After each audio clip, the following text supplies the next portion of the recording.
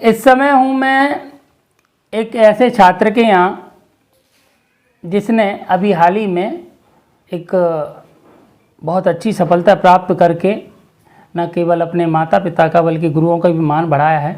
मेरे साथ हैं अनुराग शर्मा, जिन्होंने अभी हाल ही में मेडिकल की एग्ज़ाम पास की है। पहले मैं परिचय करा दूंगा। मेरे साथ मेरे शिक्षक साथी और अनुराग के पिता श्री उमा दत्त जी हैं, जो कौन से स्कूल में आप? मैं उमरारा हूँ। उमरारे जो है धौलपुर ज़िले में उमरारा स्कूल है, उसमें अध्यापक हैं। तो अनुराग से ही पूछेंगे कि उनकी फैमिली का, उनके पेरेंट्स का कैसा क्या मोटिवेशन रहा और उनकी जो पूरी लगन थी, मेहनत थी, वो सफल हुई है, तो उनकी भी प्रतिक्रिया जानेंगे। हाँ, तो अनुराग, मम्मी पापा का कैसा रोल रहा? सर, मम्मी पापा का जो योगदान है उसको शब्दों में बयां करना थोड़ा मुश्किल है, लेकिन अगर फिर भी मैं बोलूं तो मतलब ये केवल मेरा स्ट्रगल नहीं था, ये मम्मी पापा का स्ट्रगल मेरे स्ट्रगल से कहीं ज़्यादा था। क्योंकि मैं तो अपनी पढ़ाई में व्यस्त रहता था, तो मुझे दिन का या रात का पता ही नहीं चलता था। लेकिन मम्मी पापा से ये पूछने वाले कि क्या हुआ आपके बच्चे का, तैयारी कर रहा था, इस साल नहीं हुआ, तो वो स्ट्रगल काफी हो जाता है। और मेंटली प्रेशर जो मेंटल प्रेशर जो मेरे ऊपर था उससे 10 या 50 गुना ज्यादा मम्मी पापा के ऊपर रहता है। समाज पूछता है, क्योंकि मुझे तो पता है कि मैं क्या करना है, मुझे पढ़ाई करनी है बस। तो मेरा तो पढ़ाई में समय चला जाता है, उतना सोचने का समय भी नहीं मिलता कि क्या चल रहा है। लेकिन इनकी जो कंडीशन है वो कुछ ज्यादा डिफिकल्ट थी, क्योंकि इनके हाथ में कुछ भी नहीं था, जो सब कुछ था वो हाथ में मेरे में था। तो इनके हाथ में तो बस इतना है कि हम अपने आप को मैनेज करें, चाहे हम एक बार को सूखी रोटी खाएं, बट उसको कोई कमी ना होने दें। इनका तो ये प्रयास रहा होगा, है ना? आर्थिक और मानसिक दोनों रूप से काफी डिफिकल्ट था मम्मी पापा के लिए, दोनों के लिए समय। क्योंकि आप जैसे जैसे टाइम दे रहे हो वैसे वैसे आपके ऊपर भी ये रिस्क है कि मेरा बच्चा अब इतना सारा टाइम दे रहा है, अगर बाई चांस नहीं होता है। क्योंकि ये मुझे ये बात सोचना कि नहीं मेरा आराम से हो जाएगा, क्योंकि मैं मेहनत कर रहा हूँ, वो बहुत आसान है। लेकिन उनके लिए डायरेक्ट रिजल्ट आता है। बिल्कुल बिल्कुल, उन्हें तो बस केवल ये पूछना, हाँ बेटा क्या हुआ। उनका तो केवल एक ही रहता है, क्योंकि पूरी साल भर उनकी तो बस एक ही ध्येय है कि भाई तेरे लिए हम कोई कमी नहीं छोड़ेंगे, बस तू तो हमें लास्ट में बस रिजल्ट दे। तो जो विशेष करके मम्मी पापा में भी विशेष करके जो पापा का योगदान है, शायद अगर मैं ये मानता हूँ कि अगर वो नहीं होते तो फिर आज मैं यहाँ नहीं होता सर। तो फिर मैं बहुत पहले का ही हार मान चुका होता। अगर जैसे वो टाइम टू टाइम आपको मोटिवेशन देते रहे कि तू चिंता मत कर, मैं हूं ना। बीच बीच में जब ये एक कहने वाला होता है ना घर में, मम्मी पापा जब पीछे से आवाज आती है कि तू टेंशन काय बात ये लेता है, हम है ना, हम कर तो रहे हैं, क्या टेंशन है, तो तुम्हारे अंदर एक नई ताकत आ जाती है। और ये सर केवल ये तैयारी वाला टाइम नहीं, मेरे जो स्कूल से लेकर के अब तक का जो पूरा टाइम है, जो परिश्रम और जो विशेष ध्यान जो मेरे पापा ने मेरे ऊपर दिया है, शायद उसी का ये फाइनल रिजल्ट है कि मैं अपने जीवन में आज सफलता बिल्कुल प्राप्त कर पाया हूँ। ट्यूशन के लिए साथ जाना, लेके आना, टाइम टू टाइम पूछना और टाइम टू टाइम एक खुली आज़ादी भी देना कि तुम तुम्हारे डिसीजन खुद ले सकते हो। प्राप्त जानने की कोशिश करेंगी कि उन्होंने ये सफलता किस प्रकार प्राप्त की और वो अपने आने वाली जो पीढ़ी है, आने वाले जो उनके जूनियर्स हैं, उनको वो क्या मैसेज देना चाहेंगे। तो सबसे पहले तो अनुराग जो है, मैं आपको बधाई देता हूँ, है ना, कि आपने जो है मेडिकल में परीक्षा क्लियर करके अपने पापा जी का, माता जी का और गुरुओं का भी जो है मान बढ़ाया है। तो सबसे पहले तो मैं आपसे यही जानना चाहूँगा कि आपका ये सफ़र कैसा रहा, कि जब 12वीं छोड़ के आप मेरे पास से गए थे, धौलपुर से कोटा गए थे, तब उसके बाद से अब तक की बीच की यात्रा कैसी रही, उसको थोड़ा सा शॉर्ट में हल्का सा हमें बताएं कि कैसी क्या यात्रा है आपकी। 12वीं तक का सफ़र नहीं है, उससे भी पहले तक का सफ़र है। जब मैं 8th क्लास में था तब ये बात मैंने सोची थी कि मेरे को MBBS करनी है और डॉक्टर बनना है। तो उसके बाद से 10वीं आपसे पढ़ा, 12वीं तक आपसे पढ़ा, फिर 12वीं में मैंने अपना पहला प्रयास दिया, जो कि 12वीं के साथ ही था। तो कोई बहुत सीरियस अटेम्प्ट नहीं था, वो केवल एक जनरल ट्रायल था। हाँ, आप ये देखना चाह रहे थे कि भाई अनुभव अनुभव कैसा होता है इसका? हाँ। तो उस प्रयास में मेरे 414 मार्क्स मैंने प्राप्त किए 720 में से। फिर जब जो नेक्स्ट प्रयास था वो मैंने बहुत पढ़ाई करके दिया, बहुत परिश्रम वाला जीवन जीने के बाद जो दिया, कोटा में पढ़ाई करने के बाद जो दिया, उसमें मेरे 525 मार्क्स थे 720 में से। मतलब जो दूसरा अटेम्प्ट होगा वो फुल इंटेंशन बना के आपने पूरी मतलब अपनी जान झोंकी होगी उसमें, तो उसमें आपके जो मार्क्स आए 525 मार्क्स थे 525 720 में से। तो उस समय मुझे इतना लग रहा था कि इतने पे हो जाएगा मेरा, मैं इस साल ये क्लियर कर लूंगा। लेकिन वो कुछ आंसरों में चेंज की वजह से और कट ऑफ थोड़ी ज्यादा होने की वजह से मेरा सिलेक्शन नहीं हुआ।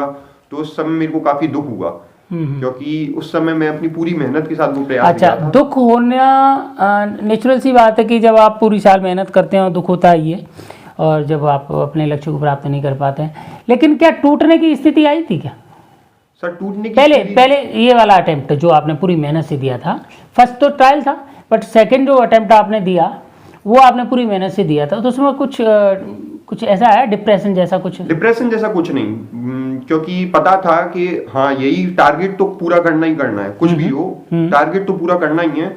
अब ये पता चल गया था कि असफलता मिली है, तो उस समय दुख था, लेकिन डिप्रेशन या टूटने जैसी कोई कंडीशन नहीं थी। उसके 2 या 3 दिन बाद से ही मुझे ये पता चल गया था कि नहीं, जो करना है वो मुझे ही करना है। तो इस समय ज्यादा दुख व्यक्त करने से भी कुछ नहीं होगा, बस शुरू हो जाओ, अब वापस लगना है। चलो, अब ये सेकंड अटेम्प्ट आपने चलो इससे एक सबक लिया, उसके बाद फिर एक बार फिर यात्रा शुरू कर दी। फिर उस साल आपको पिछला जो अनुभव है असफलता वाला, वो नेचुरल काम आया होगा जी सर। आपने उसकी रणनीति बनाई होगी कि भाई युद्ध ताकत से नहीं रणनीति से जीता जाता है। अब इसमें क्या प्लस माइनस रहे और उसमें क्या क्या कमियां रही, मैं हारा तो क्यों हारा, अब अगला युद्ध मुझे कैसे जीतना, ये सब प्लानिंग करी होगी ना आपने। फिर उसके बाद आपने फिर अगला अटेम्प्ट दिया, उसमें क्या हुआ? सर मतलब यही था कि मेरे को पता था कि कहाँ कहाँ मुझसे गलतियां हुई हैं। तो जैसे जैसे आप बढ़ते जाते हो आगे, तो आपके साथ जो नेगेटिव पॉइंट जुड़ते जाते हैं वो ये होते जाते हैं कि आप टाइम काफी ज्यादा दे चुके हो। और मेडिकल फील्ड में जो सबसे बड़ा चैलेंज होता है वो ये होता है कि आपके पास या तो इस साइड हो आप या उस साइड हो, या तो आप बहुत सफल होने वाले हो या फिर आप बहुत विकट परिस्थिति में आने वाले हो। तो यहाँ बीच का रास्ता बिल्कुल था नहीं। तो एक ये डर था कि अगर इस वर्ष भी मैं सफल नहीं हुआ तो मैं क्या करूंगा। लेकिन अंदर से एक मोटिवेशन था कि नहीं, काफी करीब आ चुका था मैं, और एक कुछ ऐसी गलतियां थी जो पढ़ाई से कनेक्टेड नहीं थी, जो मेरी व्यवहारिक गलतियां थी, अगर मैं उनको सही कर लूं तो मैं जरूर सफल हो सकता हूं। तो ये दोनों पॉइंटों को देखते हुए और उन जगहों पर ध्यान देते हुए जो मेरे से एग्जाम में गलतियां होती हैं, चाहे वो प्रेशर के लिए हो, वो डर की वजह से हो, या फिर मेरे किसी टॉपिक की वजह से हो, उन सब का ध्यान रखते हुए मैंने बहुत अच्छी तैयारी करी। और जो पूरी साल जो कोचिंग में जो मार्क्स रहते थे वो भी काफी अच्छे रहे थे। उसके बाद मैंने जो अपना तीसरा अटेम्प्ट था और तैयारी के बाद जो दूसरा अटेम्प्ट था वो दिया, तो उसमें मैंने 577 मार्क्स आए मेरे 720 में से। जो कोरोना वाले टाइम जो एग्जाम हुआ था, जो शायद जेई और नीट जो कोरोना में होने वाले पहले एग्जाम थे, बिल्कुल वो मैंने दिए। तो इस बार जो हुआ, जैसे मैंने पूरी जैसे तुम्हारी बात सुनी, तो मुझे लगा कि पहले प्रयास में तो कुछ आपके उसमें पढ़ाई में या कहीं कोई रणनीति में कुछ कमी रही थी, लेकिन इस बार मुझे लगा कि जैसे आपके पास सब कुछ था, ताकत भी थी, आपको युद्ध कौशल भी था, बट कहीं ना कहीं फेल होने का एक डर आपके जेन में था कि कहीं मैं फेल ना हो जाऊं, यदि इस बार भी फेल हो गया तो क्या होगा, ये एक डर समाया हुआ था। उस डर ने हरा दिया आपको। जी सर, जहाँ तक मेरा अनुभव कह रहा है, यही है ना? जी सर। हाँ, तो यहाँ पे हमारे बहुत सारे साथी जो सुन रहे हैं, देख रहे हैं, उनके लिए एक बहुत बड़ा सबक है इस बात का कि कई बार हम जीता हुआ युद्ध इस डर से हार जाते हैं कि कहीं हम हार ना जाए। सही बात है ना? जी सर। चलिए, ये तो हार की कहानी रही, अब हम विजय की कहानी गाएंगे। अब इस बार आप सफल हुए हैं, इस बार आपने उस डर वाली बात से सबक लिया, दिमाग में से ये निकाला कि जो होगा सो देखा जाएगा, कर्म कर फल की इच्छा न करे, है ना? हाँ। क्या रहा इस बार? सर इस साल पहला जो पॉइंट था वो मेरे को यही याद रखना था कि जो होगा वो देखा जाएगा, डरना कुछ नहीं है। तो मैंने ये सोच रखा था, मैंने पहले से ये सोच रखा था कि नहीं, बस असफल भी होऊंगा तो मैं ये करूंगा, और अगर सफल हुआ तो है ही सही। लेकिन मैंने इस साल दोनों अपने जो प्रोस्पेक्टिव थे वो दोनों देख रखे थे कि अगर मैं असफल हुआ तो भी ये करना, और असफल हुआ तो कोई बड़ी बात नहीं है, केवल यही एक एग्जाम नहीं है, और भी बहुत सारे ऑप्शन होंगे। और डर निकाल दिया, मतलब डर निकाल दिया, दिल से डर निकाल दिया, डर के आगे जीत वाली बात आ रही है यहाँ पे, है ना। डर निकाल दिया दिमाग से कि नहीं हुआ तो ठीक, हो गया तो ठीक, मुझे मेरा काम करना, यही बात आ रही है ना। इस साल मैंने कोई कहीं बाहर सिटी में नहीं गया, मैं अपने घर ही पे रहा। तो घर रहने का भी मुझे लगता है सर बहुत बड़ा फायदा था, घर रहने का, प्रेशर कम होने का। क्योंकि बाहर आप किसी से बात नहीं कर पाते हो, अगर कोई प्रॉब्लम भी होती है तो किसी से शेयर नहीं कर पाते हो, तो घर ऐसी कोई दिक्कत नहीं थी। तो ऐसे करते करते धीरे धीरे पढ़ाई करते हुए एंड में मैंने अपनी फुल कैपेसिटी जो थी वो पूरी लगा दी, पूरी जी जान लगा दी। लेकिन ये नहीं सोच रहा था कि सफल नहीं हुआ तो मैं क्या करूंगा। यहाँ बस यही था कि मजे से पढ़ रहा था, मतलब नेचुरल वे में, बिल्कुल स्वाभाविक तरीके से। पर ठीक है, हमने साल भर मेहनत की, अब एग्जाम देना है, अब जो होगा जो देखा जाएगा। मतलब स्वाभाविक तरीके से दिया इस बार आपने, रिलैक्स होके। हाँ बिल्कुल, पूरी तरह रिलैक्स होकर के, और सारे जो पॉइंट थे वो पहले से काम आ ही रहे थे। तो मुझे बस करना इस साल यही था कि कैसे भी करके अपने मन से डर निकालना है। बिल्कुल। क्योंकि मुझे ये इस बात का पता चल गया था कि अगर मैं अपने अंदर से डर निकाल दूं और अगर मैं अपना बेस्ट दूंगा तो वो बहुत अच्छा होगा, वो रिजल्ट बहुत अच्छा होगा अगर मैं बस डर निकाल दूं कैसे भी करके।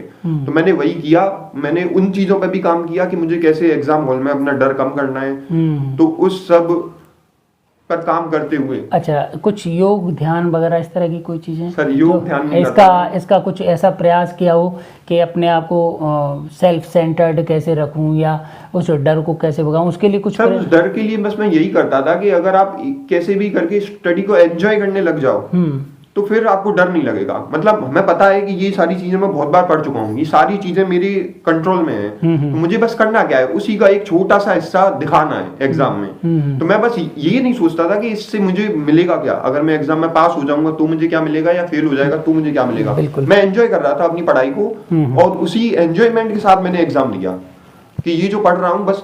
क्योंकि अगर आप एक बार कॉन्सिक्वेंसेस भूल जाओगे कि हारने या जीतने से क्या होगा, तो फिर वो सारे डर खत्म हो जाता है। बिल्कुल। फिर जो जैसे 10वीं क्लास में मैं आपके साथ पढ़ता था, सेम वैसे ही मैंने इस साल का अटेम्प्ट दिया और वो काफी अच्छा रहा।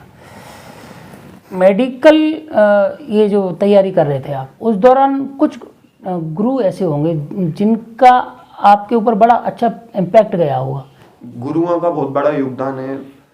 वो इस तरीके से है कि अगर मैं केवल मेहनत कर सकता हूँ और अगर दिशा ना मिले तो वो दिशाहीन मेहनत किसी काम की नहीं होती। बिल्कुल। तो मेरे पूरे स्ट्रगल में काफी सारे टीचर्स का बहुत अच्छा योगदान रहा, जो कि केवल टीचिंग से हट करके थोड़ा सा पर्सनली गाइड करते थे। तो वो टीचर्स ऐसे थे कि कभी असफल होने पर उन्होंने कभी डिमोटिवेट नहीं होने दिया। तो वो हमेशा यही कहते थे कि कोई दिक्कत नहीं है, तुम कर सकते हो, तुम्हारे अंदर की कैपेबिलिटी है, अगर इस साल असफल हुए तो कोई बड़ी बात नहीं है, अगली अटेम्प्ट में इससे अच्छी तरह, इस साल अगर तुम सफल होते उससे काफी अच्छी सफलता तुम्हें अगले साल मिलेगी। तो उन टीचर्स ने काफी एकेडमिकली भी काफी गाइड किया और मेंटली भी काफी गाइड किया पूरे जर्नी में। तो उनका काफी बड़ा योगदान है, क्योंकि सर जब असफलता मिलती रहती है तो आपका मोटिवेशन काफी डाउन हो जाता है। तो उस समय अगर कोई आपको थोड़ा सा भी मोटिवेट करता है तो बहुत काम में आता है आपके। अगर कोई थोड़ा सा डिमोटिवेट भी कर जाता है, आप काफी जल्दी डिमोटिवेट भी हो जाते हो, काफी जल्दी मोटिवेट भी हो जाते हो। तो अगर वो टीचर्स नहीं होते तो शायद इतनी लंबी जर्नी नहीं हो पाती, ऐसा मुझे लगता है। कोटा में बहुत सारे बच्चे रह रहे हैं, आज भी रह रहे हैं, तैयारी कर रहे हैं, जीवन की दौड़ तेज भाग रहे हैं, उन बच्चों से कुछ कहना चाहोगे? सर मैं उनसे तो यही कहना चाहूँगा कि अगर आपने कोई रास्ता चुना है तो ऐसा मेरा मानना है कि जब तक वो ना मिले तब तक हार नहीं माननी है। हाँ ऐसा होता है कि असफलता मिलती है तो थोड़ा सा डिमोटिवेशन भी होता है, थोड़े से उदास या दुखी वाला टाइम भी आता है, लेकिन वो कुछ टाइम का होता है। यानी अभी अगर मेरी जो कंडीशन है कि मैं वो पुराना सारा टाइम भूल चुका हूँ, तो यही है कि कुछ साल ऐसा मान करके कि यही जीवन का थोड़ा सा संघर्ष वाला समय है, उस समय को देखते हुए अपनी सारी जो ताकत है उस समय में लगा देनी है, और जब तक सफलता ना मिले तब तक चलते रहना है। क्योंकि किसी को नहीं पता कि सफलता कितने टाइम में मिलेगी। कुछ लोगों को जल्दी मिल जाती है, कुछ लोगों को थोड़ा सा टाइम लगता है, मुझे टाइम लगा। लेकिन अगर आप कंटिन्यूअस अटेम्प्ट करते रहते हो तो फिर आपको कोई रोक नहीं सकता। आपको हराने वाला केवल आप खुद हो जी। आपको कोई दूसरा नहीं हरा सकता। जब तक आप खुद की हार नहीं मानोगे तब तक आप हारे नहीं हो कभी। तो मेरा यही कहना है कि जब तक अगर आपका ड्रीम पूरा नहीं हुआ है तब तक आप अटेम्प्ट करते रहें। तो इसी के साथ इस यात्रा में अनुराग की कहानी मैंने आपको सुनाई। अगले में फिर किसी ऐसी प्रतिभा का आपसे जो परिचय कराया जाएगा और आपसे ये बताया जाएगा आपको कि ज़िंदगी संघर्ष का दूसरा नाम है, हमको ऐसे ही चलते रहना है। तो दोस्तों, सत्य का सफ़र जारी है, चलता रहेगा।